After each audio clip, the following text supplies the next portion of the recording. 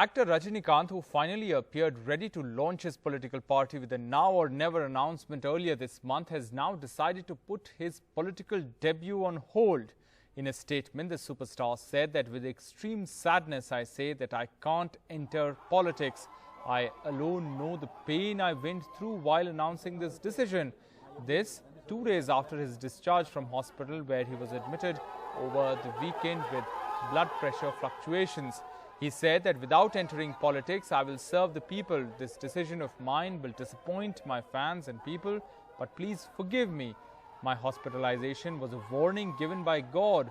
My campaign will impact health amid the pandemic, he added, explaining the reason for his decision. Uma Sudhir decodes the impact of this announcement.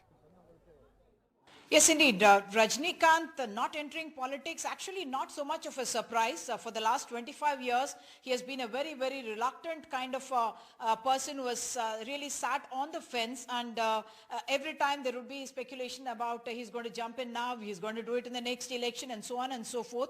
And finally today he has said that he's not entering electoral politics, but he says he's extremely sad and pained by this, by having to make this announcement. He does understand that he is disappointing his fans and admirers who had looked forward to a political innings from this hugely popular superstar, but he has also asked for their forgiveness that he is having to do this. Rajinikanth, however, has not said that he is quitting public life. He is, however, made that statement saying that I won't be in electoral politics, but I will try to continue to serve people without being in electoral politics, and that can be interpreted once again to mean that possibly he will have an advisory role, or he could think of taking on a role that could have an influence on Tamil Nadu politics. And while, yes, as you said, the parties that were worried that his entering politics could affect the vote bank, and it could actually, there was confusion, though many people would say that AIADMK is going to be more hit by the entry of Rajinikanth into electoral politics, since he also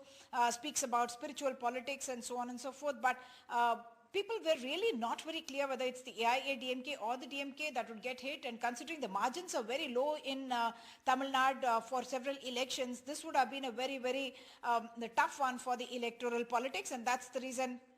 That's one reason why now his clarification is now also being seen as something that could see him in a role that people have attributed to him in the year 1996 when he spoke about that no one could save Tamil Nadu if indeed Jayalalitha was voted to power, and it was seen as having played a role in the defeat of the AIADMK. And we spoke earlier to BJP leader Kumaramangalam, Lalita Kumaramangalam, and also Congress leader Mr. P. Chidambaram, and Mr. Chidambaram seemed to think that 1996 could be repeated once again by Rajinikanth in 2021. Who that would favor? That, of course, an open-ended question.